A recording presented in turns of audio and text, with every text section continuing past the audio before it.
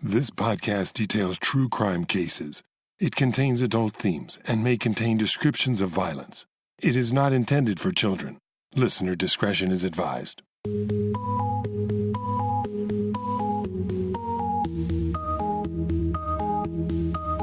Thank you for joining me for today's episode of Once Upon a Crime. This month, I've picked 4 cases from listener suggestions. To prove that I keep all suggestions I've been sent, this one was sent to me by a listener through the Facebook page quite some time ago. I recalled hearing about this case in the past, but hadn't thought to include it in a series until Leslie Wiebe reminded me of it in her message to me. Thanks, Leslie. In 2002, a vacationing couple went missing from an Ocean City, Maryland beach town. When their remains were discovered, it would shock the public to find out that a young couple was responsible for their demise, as would the discovery that the murders had been committed solely for the thrill of attempting to get away with the crime. This is the case of the killer couple, Benjamin and Erika Sifrit. On May 31, 2002, around midnight, an Ocean City, Maryland police unit responded to a burglar alarm that had been activated at a Hooters restaurant and merchandise store on 122nd Street. When they arrived, they observed a Jeep Cherokee backed up to the rear entrance of the store. A man and a woman were exiting with their arms filled with Hooters merchandise, shirts, sweatshirts, hats, license plate frames, and the like. They were placing the stolen merchandise in the back of the Jeep when the police approached. The couple was young and tan. She was petite, with curly brown hair. He was fit and muscular. Both were clearly intoxicated. They looked like any other young couple vacationing in the seaside resort town. The cops placed them both in handcuffs and began searching them. The male, identified as 23-year-old Benjamin Adam Sifrit, called BJ, was found to have a 9mm handgun and a knife on him.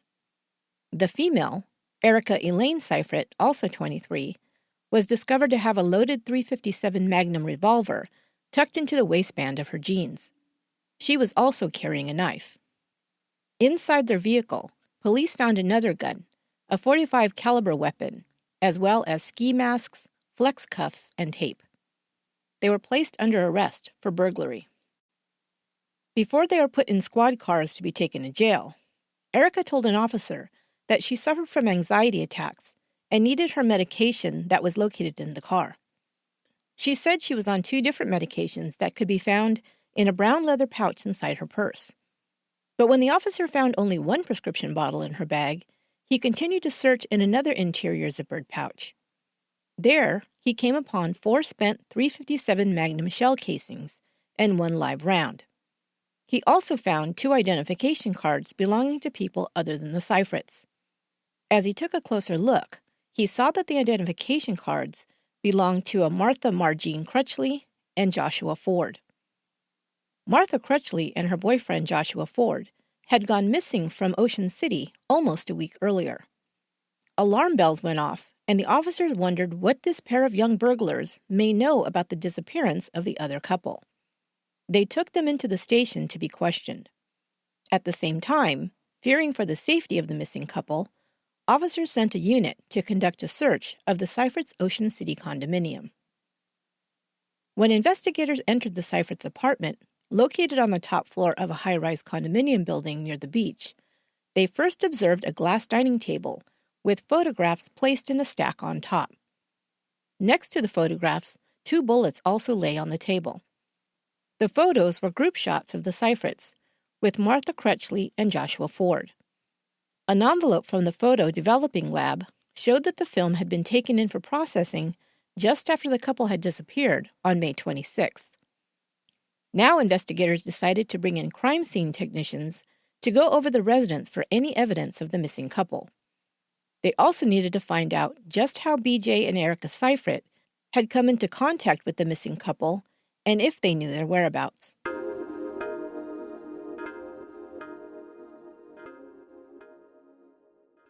Martha Crutchley, known as Jeannie, was a 51-year-old insurance company executive from Fairfax, Virginia.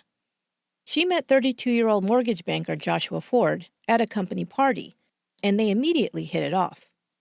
They were both divorced when they met. They dated for 2 years before moving in together in Fairfax. Despite the age difference, the two were very compatible. They enjoyed working around the house, gardening, and just spending time together in their newly formed domestic bliss. Jeannie was a vivacious blonde, a natural beauty, and looked years younger than her age. Joshua was fun-loving, responsible, and boyishly handsome. Those who were acquainted with the couple knew them to be very much in love and inseparable.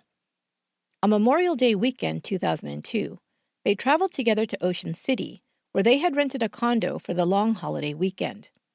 They planned to spend time on the beach during the day and hit the nightclubs at night for a much-needed vacation. On the evening of Saturday, May 25th, the couple had already spent time at one nightclub and returned to their condo that was in walking distance before boarding a city bus to make the trip to a second club.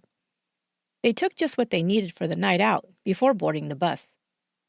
While on the short ride to the popular bar Sifrits, they struck up a conversation with two other riders, Ann Carlino and Jeff Heisey, who were also on their way to the club. The bus made another stop, and a young couple began to board. They did not have the exact change needed for the fare, and Josh Ford offered to pay it for them. While thanking him, they introduced themselves as BJ and Erika Sifrit. They were also on their way to Sifrits, and BJ offered to buy them a drink in repayment when they arrived. BJ and Erika spent the evening hanging out at the bar with Josh, Jeannie, and the other two bus riders, Ann and Jeff. At some point, Ann and Jeff took their leave, and only the foursome was left, drinking and socializing. A little while before closing time, they left the bar together. That was the last anyone saw or heard from Josh and Jeannie. On Tuesday, May 28th, when Jeannie failed to return to work as scheduled, one of her coworkers called the Fairfax Police Department to report her missing. Jeannie almost never missed work and would not have failed to call if she was going to be out. Her friends and coworkers knew right away that something wasn't right. Fairfax police then contacted the Ocean City police, who sent a unit to try and make contact with the couple at the condominium they had rented for the weekend. They found Jeannie's car still sitting in the parking lot. It looked like it hadn't been moved in a few days. The sand from the nearby beach had accumulated on its exterior. Inside the condo, police found the couple's car keys, camera, and other belongings. It looked as if they had just stepped out with everything left in place. Flyers were distributed and announcements were made about the missing couple, but there was no sign of either of them in Ocean City or anywhere else.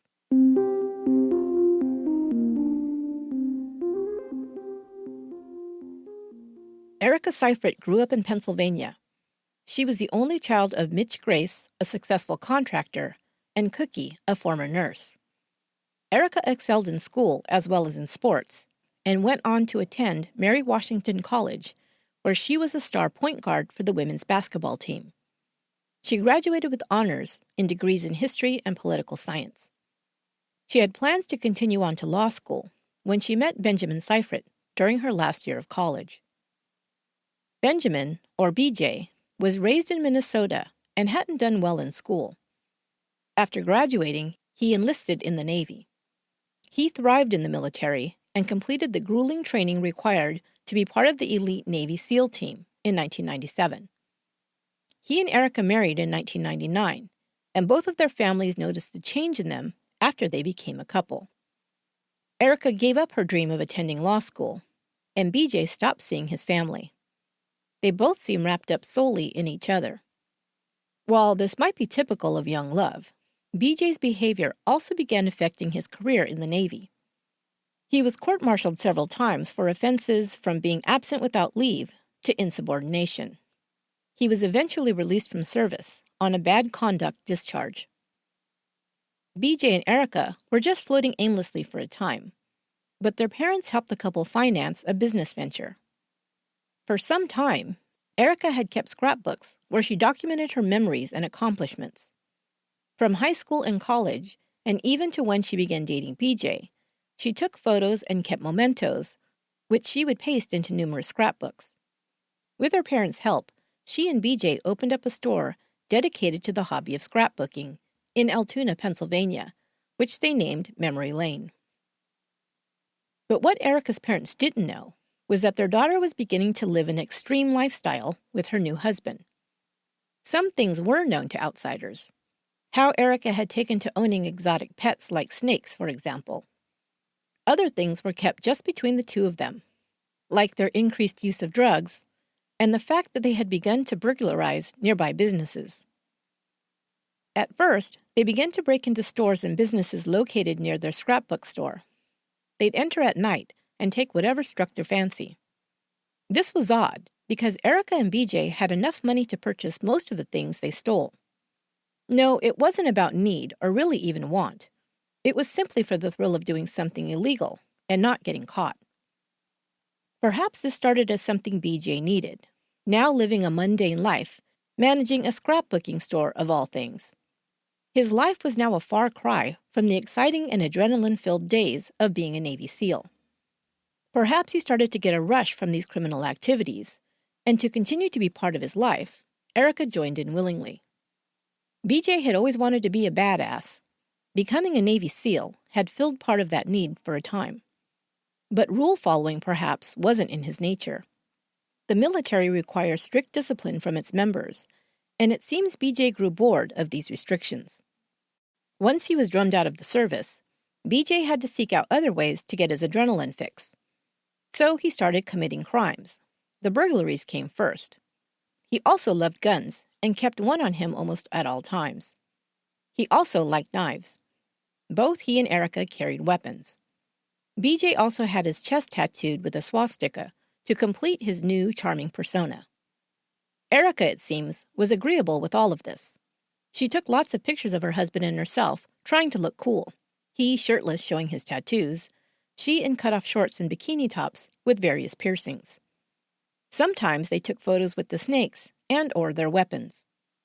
They were a good-looking couple, trim and tan, but truth be told, they resembled each other so closely in appearance they could have been brother and sister.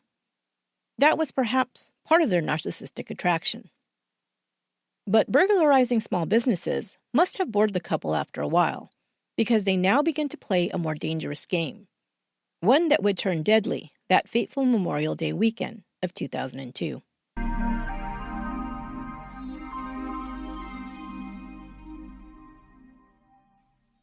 Isn't it crazy how much we pay for new brand name clothes? If you're like me, you're probably trying to budget right now for holiday gifts. Wouldn't it be great if there was a place to discover awesome discounts on gently used clothes? There is. Swap.com is the world's largest online consignment and thrift store. With Swap.com, you can save up to 90% off retail prices on your favorite brands like Carter's, Lululemon, J.Crew, and Gap.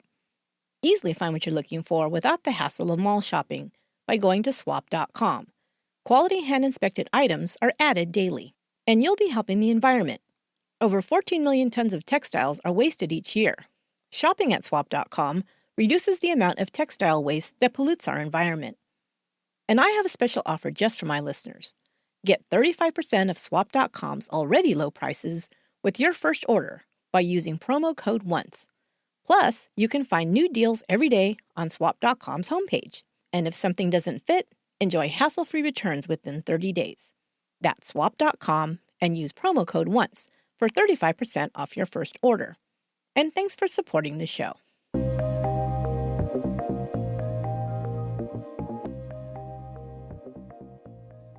Investigators went to the penthouse condominium that Benjamin and Erika Sifrit were occupying in Ocean City. They found pictures of the Sifrits and the missing couple that had been taken at Secret's nightclub the night before they disappeared. They also found bullets that had been fired from a .357 Magnum. They called in crime scene technicians to search the apartment for any sign of Joshua Ford and Jeannie Crutchley. The place had obviously been cleaned, but blood evidence was found in the master bathroom. Bloodstains were found on top of the bathroom counter, on the underside of the countertop, on the floor under the vanity, on the backside of the bottom drawer of the vanity, under the mirror, under the baseboard, under the hot tub faucet, on the hot tub step, on a sailboat candle holder on the hot tub, on the window, and in the shower. Not a very thorough cleaning job, even though there was a large collection of used cleaning products found on the floor next to the bathroom door. There was also a bullet hole found in the back wall of the bathroom. The bathroom walls had been recently painted. Evidence of Josh and Jeannie's presence in the condo was also found. A key to the rented condominium was found on a table. More chilling, the blood evidence found in the bathroom was matched by DNA to both Jeannie Crutchley and Joshua Ford. The bullets found on the table were determined to have been fired from the .357 Magnum found on Erika when she was arrested for the burglary.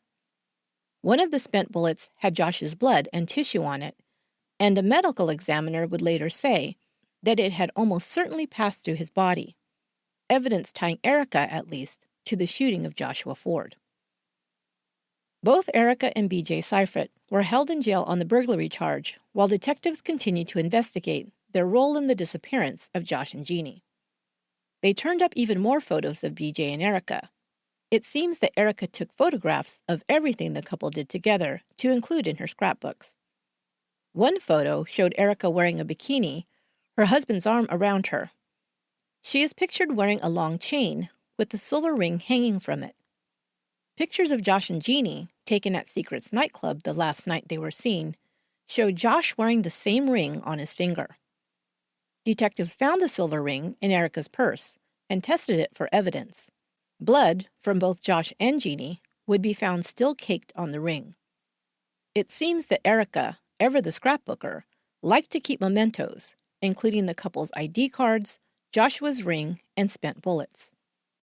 Detectives now returned to Erika with all the evidence they had thus collected, tying her and her husband to the missing couple. It didn't take long for her to confess, revealing a story that would shock and horrify investigators. On May 25th, Erika and BJ met Josh and Jeannie on the bus and found they were both heading to Sifrits nightclub. The two couples, along with another man and woman, spent time together drinking at the club that evening. After the third couple left, the Sifrits asked Josh and Jeannie if they wanted to accompany them to their penthouse condo where they could keep the party going. They agreed and left the bar with the Sifrits. After a time of more drinking at the condo, Erika said she couldn't find her purse. She told her husband that her purse was missing, and Josh and Jeannie began helping to look around the apartment for the missing bag. All of a sudden, according to Erika, BJ pulled out a gun and accused the other couple of stealing Erika's purse. They swore they hadn't, and BJ, with the gun pointed at them, demanded that they prove it. "Take off your clothes," he shouted at them, "so I can see if you're hiding anything on you." They told him he was being crazy. They didn't have anything. But as BJ continued to become angrier and more threatening, they decided to do as he said. But even with their clothes off, and obviously not in possession of any stolen items, BJ continued to threaten them. Josh broke away, grabbing Jeannie, and made a dash for the bathroom, where he locked them inside and tried to appeal to the couple to let them go. A handprint of Josh's was found on the window, where he perhaps tried to find a way to escape. But while there was a small balcony that ran the length of the apartment, they were over 20 floors up, and there was nowhere else to go. BJ fired his gun through the bathroom door, striking Josh. Erika said she stood in terror in the living room and heard 3 more shots fired before BJ returned to tell her that they were dead. Okay, this was not the complete and true account of what happened, and I'll tell you how we know. After Erika gave her confession implicating BJ in the murders of Josh and Jeannie, she was offered a deal. If she agreed to cooperate with the state in the prosecution of BJ and further agreed to testify truthfully on behalf of the state at his trial, they would not seek a sentence of death or life without parole against her. The caveat being that she was to provide, quote, reliable information to the state, end quote. They needed her to tell them how the bodies of Martha Crutchley and Joshua Ford were disposed of and where their remains could be found. After Erika shared this information with detectives, she would be subjected to a polygraph examination, and if she tested not deceptive on all the questions related to the homicides, the state would not prosecute her for the homicide charges. During her pre-polygraph interview with a Secret Service special agent who was sent to the Ocean City Police Department to administer the test, Erika went into great detail about the events before, during, and after the murders. She gave statements incriminating herself, which made it clear that she had been deceptive in her earlier statements to investigators. Because of this, the polygraph examination was canceled, and the deal was amended. In return for her cooperation in locating the bodies of the victims, the state would not seek the death penalty. Here's the full version of events as they unfolded in the early morning hours of May 26th. Both couples decided to continue the party at the Sifrits condominium, leaving the club at 1:30 a.m. They took a bus to the Atlantis, where Josh and Jeannie were staying, to pick up swimsuits, and then the four of them walked on the beach to the Sifrits' nearby condominium. Erika stated that Joshua, Jeannie, and BJ stayed on the beach and that she went into the condominium to get beers for everyone. Once inside the Sifrits' penthouse unit, she noticed that her purse was on the back of the couch and not where she had originally put it. She stated that her jewelry and pills were missing, so she called 911. Worcester 911, did emergency? Yes, I have an emergency at my apartment. There are people in my house who I don't know, and my purse is suddenly missing, and I'm afraid I'm going to have a robbery here. Okay, people in your apartment at this time? Yes. I'll connect you to the police. Stay on the line. Hey. What?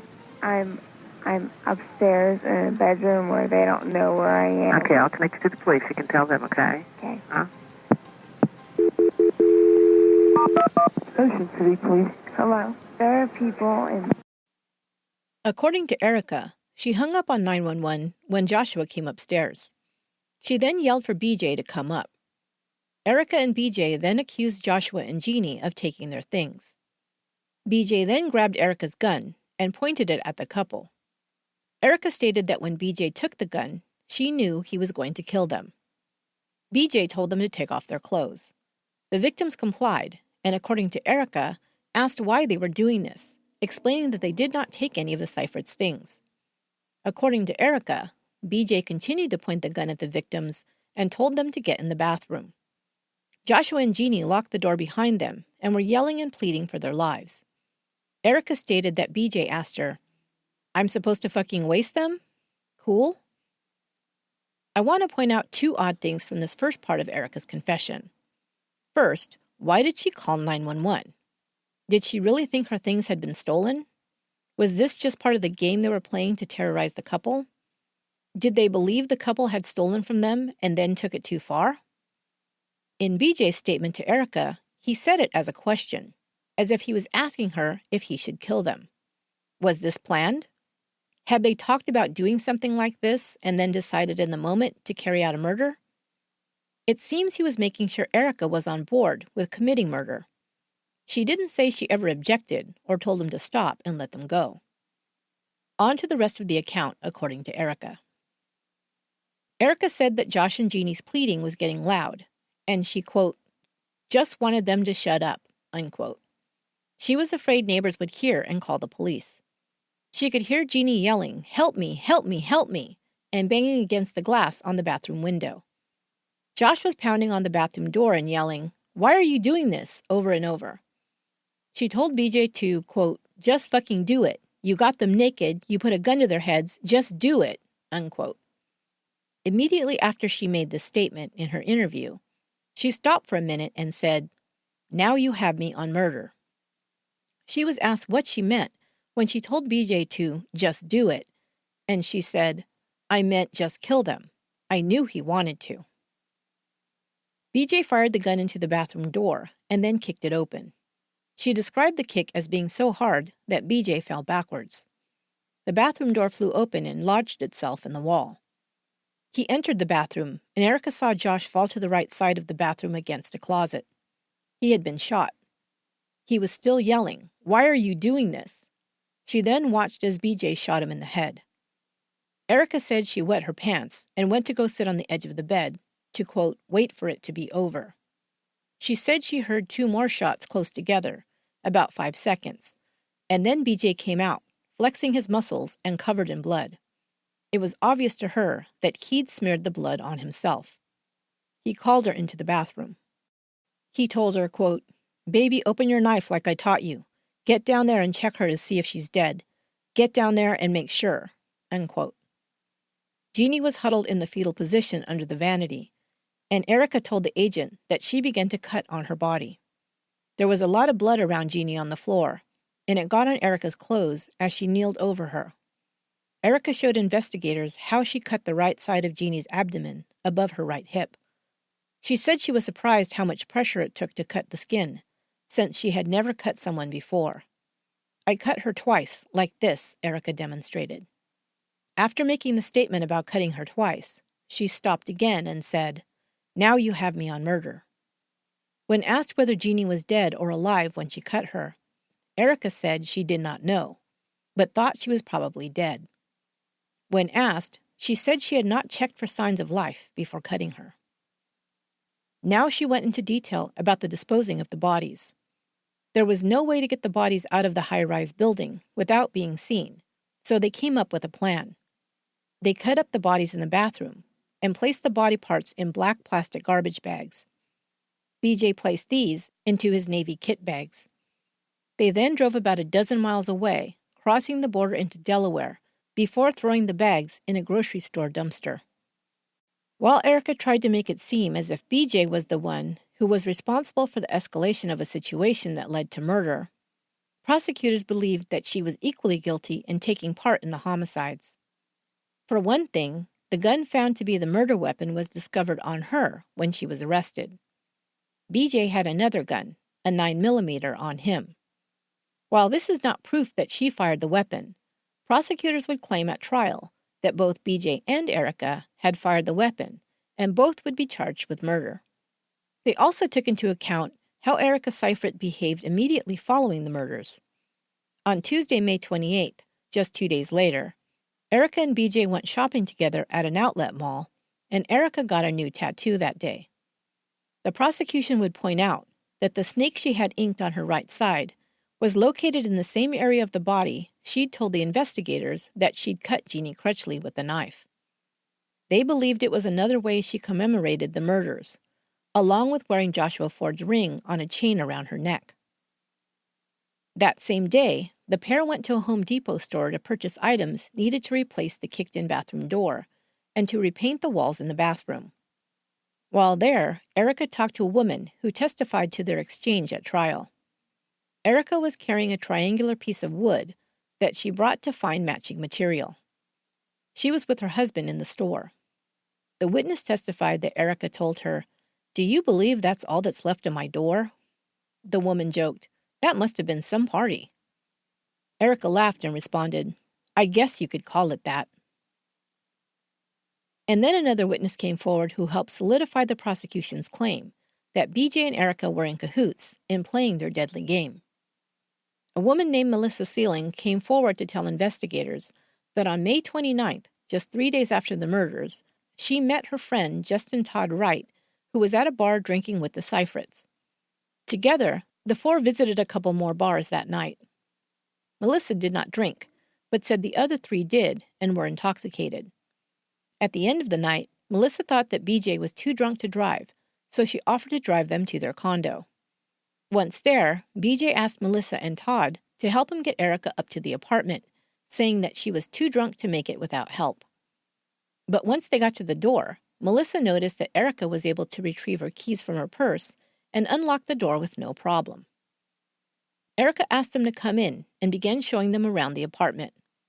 After about 10 minutes, Melissa said that Erika and BJ both claimed Erika's purse was missing.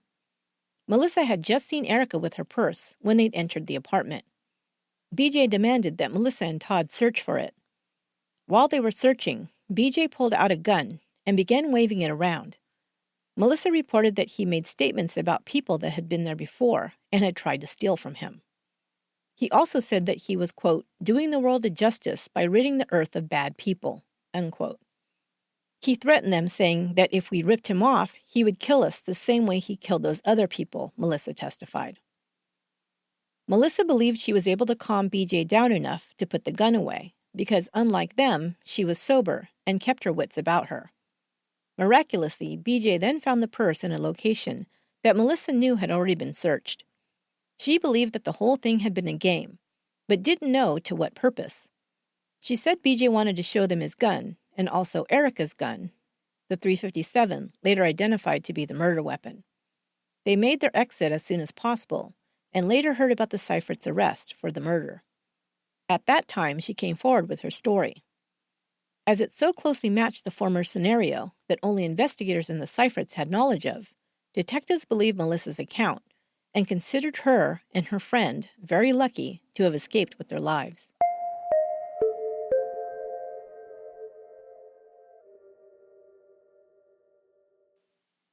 Once detectives learned from Erika that the body parts had been thrown in a dumpster in Delaware, they contacted the waste management company in that state to try and track down the remains. They were in luck, as Delaware used a system that could pinpoint precisely where a certain dumpster's contents had been sent to at their landfill. After a day of searching the landfill, police recovered the torso and both arms of Joshua Ford. 2 bullets fired from the .357 Magnum were found in his torso. Only the left leg of Jeannie Crutchley was found, so her cause of death was never determined. Prosecutors, knowing that 4 rounds had been fired from the gun, theorized that Josh had been shot twice in the torso and once in the head. The last bullet had been fired at Jeannie, but had missed and gone through the wall in the bathroom. They believe Jeannie was then stabbed and killed by Erika. The pair was tried separately, and as we saw in the Texas cadet murder case, when couples who are murdered together are tried separately, they began pointing the finger at each other to save themselves. BJ claimed that he had no part in the murders. He maintained that he was asleep in the car while Erika killed the couple. His only crime was helping to cover it up, he said. I dismembered them, he admitted in court. That was my idea. His strategy worked. Jurors said that they could not determine, beyond a reasonable doubt, that he had been the one to shoot Josh Ford. He was acquitted of all charges in his murder and only convicted of second-degree murder in Jeannie Crutchley's death. He was sentenced to 38 years in prison. Erika Sifrit went on trial next. She came off as more, nutty to the jury. Her obsession with Hooters memorabilia, her fondness for reptiles, and her unremorseful attitude did her no favors. This, coupled with the facts of the case, that the murder weapon was found in her possession and identified as her personal weapon, the photos of her wearing the dead man's ring, the tattoo commemorating Jeannie Crutchley's murder, as claimed by the prosecution, all worked against her in court. She had admitted at her pre-polygraph interview to using cocaine and ecstasy several times a week, and that she and her husband had planned to carry out a 2-week burglary crime spree in Ocean City that Memorial Day holiday. They thought of themselves as a modern-day Bonnie and Clyde, she said. In her testimony, she characterized B.J. Sifrit as a controlling and abusive husband. She said that the only gift he'd ever given her was the .357 Magnum. After a year of marriage, he told her he wanted children. She soon became pregnant. Then 4 months into the pregnancy, she claimed, B.J. demanded she get an abortion and threatened, quote, or I'm going to dig it out of you, unquote. She said he admitted to her that he never wanted a child, but just wanted to see how far she would go for him. About the murders, she told investigators that she ordered her husband to shoot the couple after they'd locked themselves in the bathroom. She said she'd done so because she knew he wanted to kill someone. 2 weeks earlier, she claimed he told her he wanted to kill her family, including her parents, both sets of grandparents, and a wealthy aunt. This would leave Erika the sole beneficiary to the family's fortune. The plan was for BJ to leave the country after the murders, and once she had the money, they would meet in Argentina. None of this seemed to sway the jury as to her guilt. After 4 hours of deliberation, they found her guilty of the first-degree murder of Joshua Ford and the second-degree murder of Martha Margene Crutchley. She was later sentenced to life plus 20 years. Benjamin Sifrit filed and was granted a divorce from Erika in 2010. They have both filed appeals. BJ's last appeal was exhausted in 2010. He will be eligible for parole in 2021. Erika Sifrit's appeals have also been rejected by the court. Her first chance for a parole hearing will be in 2024. This case has gone down in Maryland's history as one of the most brutal and senseless crimes to occur in that state. There seemed to be absolutely no motivation for the crime beyond the thrill the perpetrators received in committing it. They came from well-to-do families, had prior educational and military accomplishments, were running a successful business, and had found love with each other. Benjamin and Erika Sifrit are the type of perpetrators that baffle those who follow true crime. They appeared to have everything going for them, and from the outside, seemed just like you or me. Erika could have been that woman that works out next to you at the gym. BJ could be that guy you've had a beer with. And you would never suspect them of such a cold, brutal, murderous act. But somehow, they chose to cross the line into murder for no justifiable reason. Perhaps out of boredom, or because they were mentally unhinged, or simply out of pure evil. In any case, two perfectly innocent and lovely people lost their lives at the whim of two monstrous individuals.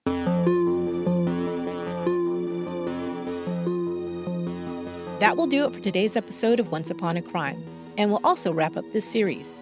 It's time once again for our Patreon shoutouts and our drawing for the monthly prize pack. I want to thank our newest Patreon supporters who have pledged to the podcast at the highest level. Our new $10 per month patrons are Kathy Mooney, Alexander Thomas, and Christy Anderley, who increased to the $10 level at the end of September, and I missed announcing it. Thank you, Kathy, Alexander, and Christy. You guys rock. Every month I send a prize pack filled with unique items only real true crime aficionados will appreciate. To be eligible, you simply have to be a Patreon supporter at any level. You can do so at patreon.com/onceupon-a-crime. This month, one lucky patron will receive the book, Cooking with a Serial Killer, Recipes from Dorothea Puente. Don't worry, they're real recipes, nothing gross. Dorothea Puente was a serial killer, but she was also a great cook. This book contains a collection of her recipes, as well as some transcripts from calls with the author of the book, from the prison where she is serving a life sentence, and also pictures and letters. This month's winner will also receive the Serial Killer Coloring Book and some OUAC swag. And the winner is Greg Goucher from Charlotte, Michigan. Congratulations, Greg. That prize pack will be mailed out to you shortly. Thanks so much for being a Patreon supporter. I'll be back with you next week with a brand new series for December, and I hope you'll all join me then. Once Upon a Crime is written, produced, and edited by me, Esther Ludlow. Until next time, be good to one another.